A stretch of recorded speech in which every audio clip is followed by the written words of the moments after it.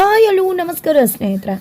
ಇಲ್ಲಿ ಸುಪ್ರೀತ್ ಅವರು ಕಾವೇರಿನ red hand ಆಗಿ ಹಿಡ್ಕೊಳ್ಳೇಬೇಕು ಅಂತ ಡಿಸೈಡ್ ಮಾಡ್ಕೊಂಡಿದ್ದಾರೆ. ಹಾಗಾಗಿ ಕೀರ್ತಿ ಪರ ಬ್ಯಾಟಿಂಗ್ ಮಾಡ್ತಿದ್ದಾರೆ. ಇದರ ನಡುವೆ ವೈಷ್ಣವ್ ಕೂಡ ಕಾವೇರಿಯವ್ರನ್ನ ಪ್ರಶ್ನೆ ಮಾಡ್ತಾನೆ.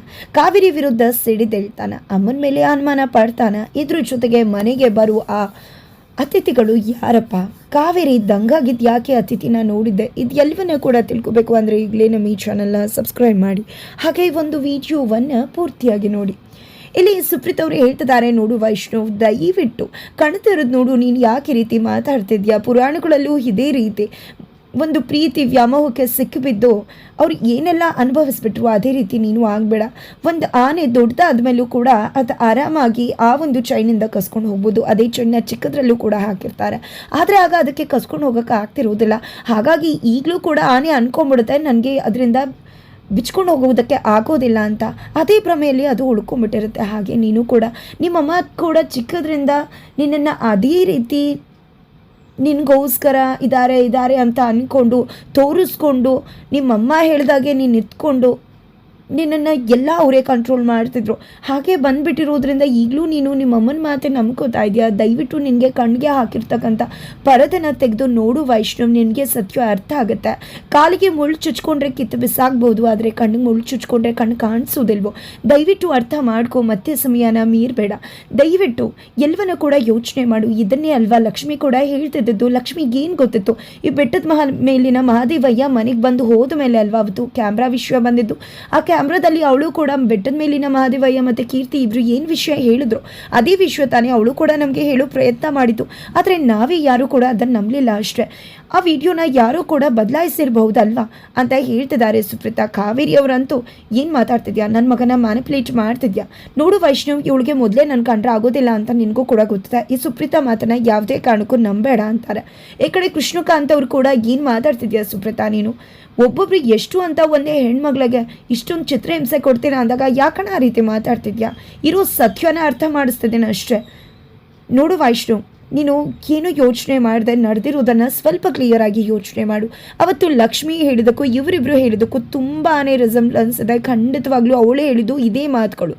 ಅವಳಿಗೆ ಹೇಗೆ ಗೊತ್ತಿತ್ತು ಕೀರ್ತಿಯನ್ನು ಬೆಟ್ಟದ ಮೇಲಿನ ಮಹಾದೇವಯ್ಯಗೆ ಹೇಳಿ ಕರ್ಕೊಂಡು ಬರ್ತಾಳೆ ಅಂದರೆ ಲಕ್ಷ್ಮಿನ ಮ್ಯಾನಿಪುಲೇಟ್ ಮಾಡೋಕ್ಕಾಗತ್ತಾ, ಅದು ಸಾಧ್ಯನಾ ಅಂತ ಪ್ರಶ್ನೆ ಮಾಡ್ತಿದ್ದಾರೆ ಸುಪ್ರೀತಾ. ನೋಡು ಪುಟ, ನಿನಗೂ ಕೂಡ ಗೊತ್ತು ಕೀರ್ತಿ ಏನು ಬೇಕಿದ್ರು ಮಾಡ್ತಾಳೆ ತನ್ನ ಕೆಲಸ ಸಾಧಿಸ್ಕೊಡೋಕೆ. ಹಾಗೆ ಇಲ್ಲಿ ಮ್ಯಾನಿಪುಲೇಟ್ ಮಾಡಿದಾಳೆ ಇಲ್ಲೂ ಕೂಡ ಅಂತಂದರೆ ಈ ಕಡೆ ಸುಪ್ರೀತಾ ಹೇಳಿದೆ ಅಲ್ವಾ ವೈಷ್ಣು, ಲಕ್ಷ್ಮಿನ ಯಾವುದೇ ಕಾರಣಕ್ಕೂ ಮ್ಯಾನಿಪುಲೇಟ್ ಮಾಡೋಕೆ ಆಗೋದಿಲ್ಲ ಅಂತ ನಿನಗೂ ಕೂಡ ಗೊತ್ತದ ಅಲ್ವಾ. ಅಂದಮೇಲೆ ಆ ಹುಡುಗಿ ನಮಗೆ ಇಷ್ಟೆಲ್ಲ ಹೇಳೋ ಪ್ರಯತ್ನ ಮಾಡಿದಾಳೆ ಅಂದರೆ ಏನರ್ಥ. ಅವಳು ಇದಕ್ಕೋಸ್ಕರ ತುಂಬ ಪ್ರಯತ್ನ ಮಾಡಿದಾಳೆ ವೈಷ್ಣು.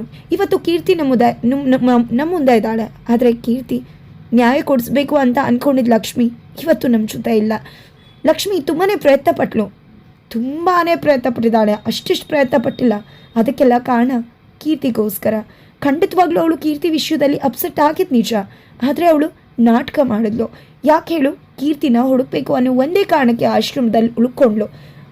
ಅದನ್ನೆಲ್ಲ ಯೋಚನೆ ಮಾಡು ವೈಷ್ಣು, ಆಗ್ಲಾದರೂ ನಿಂಗೆ ಅರ್ಥ ಆಗತ್ತೆ. ದಯವಿಟ್ಟು ವೈಷ್ಣವ್ ಹೋಗು, ಲಕ್ಷ್ಮಿಗೋಸ್ಕರನಾದರೂ ನಿಮ್ಮಮ್ಮನ ಪ್ರಶ್ನೆ ಮಾಡು. ನಿಮ್ಮಮ್ಮ ಮಾಡಿರೋದು ನಿಜಾನ ಅಂತ ಕೇಳು ಅಂತ ಸುಪ್ರೀತ್ ಅವ್ರು ಹೇಳ್ಕೊಡ್ತಿದ್ದಾಗಲೇ ವೈಷ್ಣವ್ ಕೂಡ ಹೋಗಿ ಅಮ್ಮನ ಮುಂದೆ ನಿಂತ್ಕೋತಾನೆ.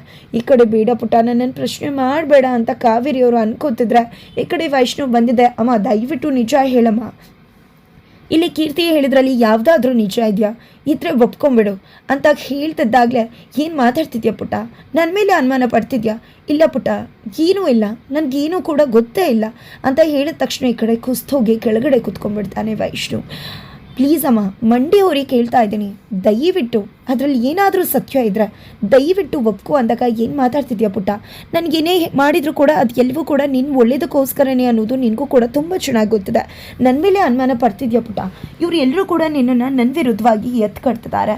ದಯವಿಟ್ಟು ನನ್ನ ಮಾತನ್ನು ನಂಬೋ ಪುಟ್ಟ ಅಂತ ಹೇಳ್ತಿದ್ರೆ ಈ ಕಡೆ ಕೀರ್ತಿ ಅಂತೂ ಯಾರಾದರೂ ಕೊಲೆ ಮಾಡಿರೋರು ಕೊಲೆ ಮಾಡಿದ್ದೀನಿ ಅಂತ ಒಪ್ಕೋತಾರ ವೈಶ್. ಈ ಆಂಟಿ ಎಷ್ಟೆಲ್ಲ ಮಾಡಿದ್ದಾರೆ, ಇವ್ರಿಗೆ ಹಾನೆಸ್ಟಿ ಏನೂ ಕೂಡ ಇಲ್ಲವೇ ಇಲ್ಲ. ಇವ್ರು ಬಿಟ್ಟರೆ ಇನ್ನು ಮುಂದೆ ಕೂಡ ತುಂಬಾ ಮಾಡ್ತಾರೆ.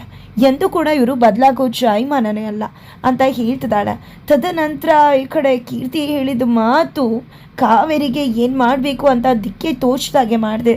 ಆದರೆ ನಡುವೆ ಈ ಕಡೆ ಗಂಗಕ್ಕ ಬೆಟ್ಟದ ಮೇಲಿನ ಮಹಾದೇವಯ್ಯವ್ರನ್ನ ಈ ಕಡೆ ಊಟ ಕೊಟ್ಟು ಪ್ರಶ್ನೆ ಮಾಡ್ತಿದ್ದಾಳೆ, ನಿಮ್ಮನ್ನ ಯಾರು ಇಲ್ಲಿಗೆ ಕರೆಸಿದ್ದು ಅಂತ. ಆಗ ಬೆಟ್ಟದ ಮೇಲಿನ ಮಹಾದೇವಯ್ಯ ಹೇಳು ಒಂದೇ ಸತ್ಯ, ಲಕ್ಷ್ಮಿ ಅಂತ.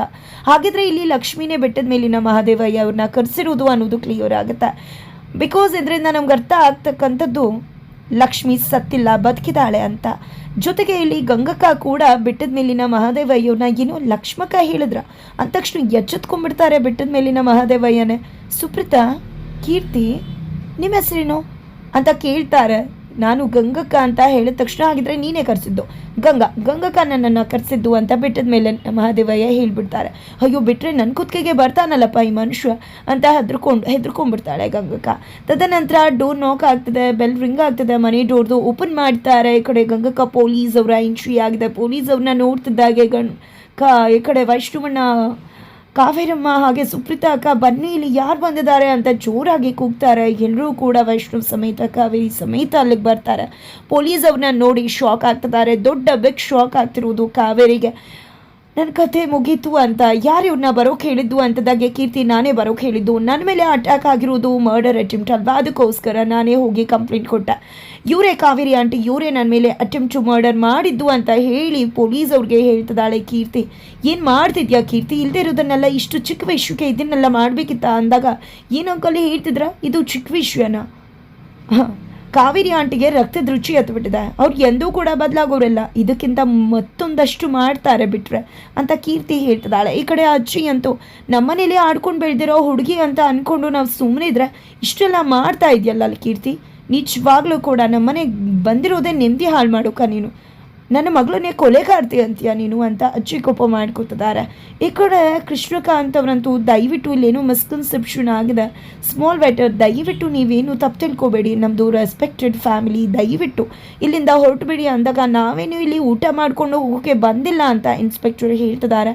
ನಾವು ಅಕ್ಯೂಸ್ಡ್ನ ಕರ್ಕೊಂಡು ಹೋಗೋಕ್ಕೆ ಬಂದಿರೋದು ಅಂದಾಗ ಅಕ್ಯೂಸ್ಡಾ ಅಂತ ಶಾಕ್ ಆಗ್ತಾರೆ ಕೃಷ್ಣಕಾಂತ್. ಹೌದು, ಕಾವೇರಿಯವರ ವಿರುದ್ಧ ಕಂಪ್ಲೇಂಟ್ ಲಾಂಚ್ ಆಗಿದೆ, ಕಂಪ್ಲೇಂಟ್ ಕೊಟ್ಟಿದ್ದಾರೆ, ಅಟೆಂಪ್ಟ್ ಟು ಮರ್ಡರ್ ಮಾಡಿದ್ದಾರೆ ಅವರು ಅಂತ. ಹಾಗಾಗಿ ಅವ್ರನ್ನ ಅರೆಸ್ಟ್ ಮಾಡಿಕೊಂಡು ಕರ್ಕೊಂಡು ಹೋಗೋಕೆ ಬಂದಿದ್ವಿ ಅಂತ ಪೊಲೀಸವರು ಹೇಳ್ತಿದ್ದಾಗಲೇ ಈ ಕಡೆ ಕಾವೇರಿಯವರು ನನ್ನ ಕತೆ ಮುಗೀತು, ಆಗಿದ್ರೆ ಗೊಂಬೆ ಆಡಿಸೋನು, ಇವತ್ತು ನಿನ್ನ ಮನೆಯಿಂದ ನೀನೇ ಹೋಗೋ ಸಮಯ ಬರುತ್ತೆ ಅಂತ ಹೇಳಿದ್ದು ನಿಜವಾಗಿ ಬಿಡ್ತಾ ಅಂತ ಹೇಳಿ ಶಾಕ್ ಆಗ್ತಿದ್ದಾರೆ. ಕಾವೇರಿಗೆ ಒಂದಲ್ಲ ಎರಡು ಶಾಕ್. ಪೊಲೀಸ್ ಅವರ ಜೊತೆ ಲಕ್ಷ್ಮಿ ಕೂಡ ಎಂಟ್ರಿ ಆಗ್ತಾರೆ. ಲಕ್ಷ್ಮಿ ಎಂಟ್ರಿ ಹೇಗಿರುತ್ತೆ, ಈ ಕಡೆ ಲಕ್ಷ್ಮಿ ಬಂದದ್ದೇ ಈ ಕಡೆ ಮನೆಯವ್ರಿಗೆಲ್ಲ ಕೂಡ ಮಗದೊಮ್ಮೆ ಬೆಕ್ ಶಾಕ್ ಆಗ್ತದೆ.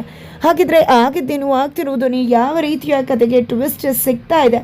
ಲಕ್ಷ್ಮಿ ಎಂಟ್ರಿಯ ಜೊತೆಗೆ ಮನೆಗೆ ಬಂದಿರೋದು ಕೀರ್ತಿನೇ ಅಲ್ಲ ಅನ್ನೋ ಸತ್ಯ ಕೂಡ ಗೊತ್ತಾಗಿ ಬಿಡುತ್ತಾ. ಹಾಗಿದ್ರೆ ಮನೆಗೆ ಬಂದಿರೋದು ಕೀರ್ತಿನೇ ಅಲ್ವಾ, ಏನು ಕತೆ, ಏನಿದ್ರ ರಹಸ್ಯ, ಅಂದವ್ರು ನಡೆದದ್ದೇನು, ಇದೆಲ್ಲವನ್ನ ಕೂಡ ತಿಳ್ಕೋಬೇಕು ಅಂದರೆ ಈಗಲೇ ನಮ್ಮ ಈ ಚಾನಲ್ನ ಸಬ್ಸ್ಕ್ರೈಬ್ ಮಾಡಿ, ಹಾಗೆ ಒಂದು ವಿಡಿಯೋವನ್ನು ಪೂರ್ತಿಯಾಗಿ ನೋಡುವುದನ್ನು ಮರಿಬೇಡಿ.